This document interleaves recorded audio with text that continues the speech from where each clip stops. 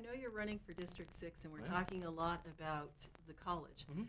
but it kind of goes to credibility, kind of what Brian Dubois was saying there in the middle, and that was know your candidate. Correct. Because And I have to agree. how can you represent the city Mhm. if we can't base our opinion about you on what you're doing or Mhm. what you have done?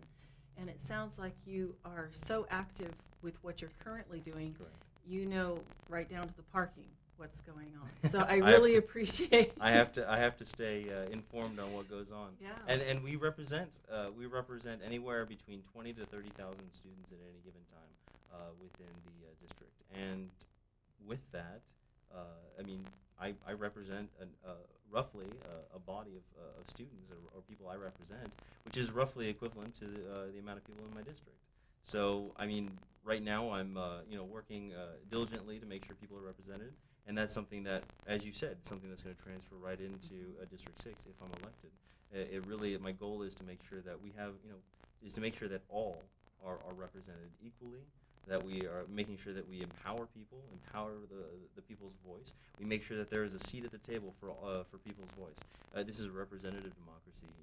I talk about bringing the people's voice to the table. I don't mean they have to actually come to the table or actually come to City Hall, but I want to make sure that I'm out there talking with the people. I want to make sure that I'm actively engaging the people and empowering the voice of what they have to say, what they need, and I'm representing them accordingly. I think far too long have we had an issue of City Hall and the people who go to City Hall and who are elected.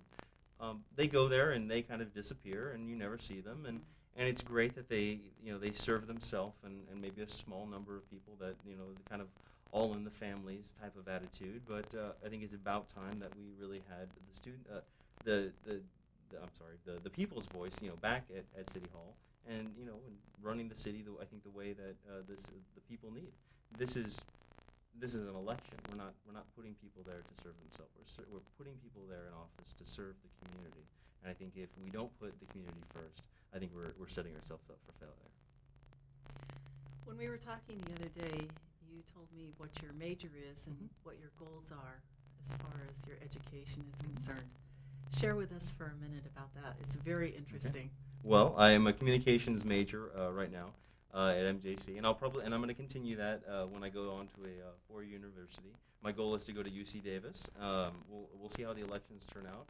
I do plan on continuing my education definitely, but I may have to postpone it or maybe transfer instead over to Stanislaus State, which is another option in our more local.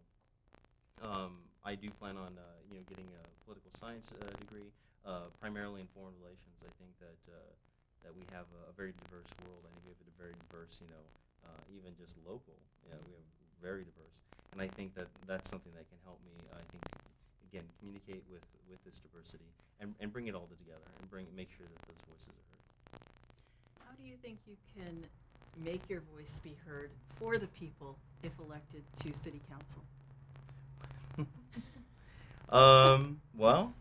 How can I make sure my voice is heard? Well, I'm going to vote on council. Councils, they are a voting body who make decisions based upon the needs, or supposedly on the needs of the people. I'm going to make sure that number one, it is the needs of the people, and then I'm going to make sure that if I feel strongly that the people want this and that it's something that I support. Then I'm going to be diligent about it. I'm going to do my research. I'm going to do my homework. I'm going to make sure that when the time comes to speak on behalf of a specific portion of legislation, I'm going to make sure that that I speak diligently and boldly about it.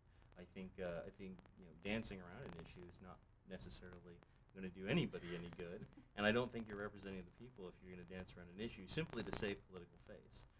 Again, we're put here by the people, to make decisions. And yes, are we going to make sometimes the wrong decisions?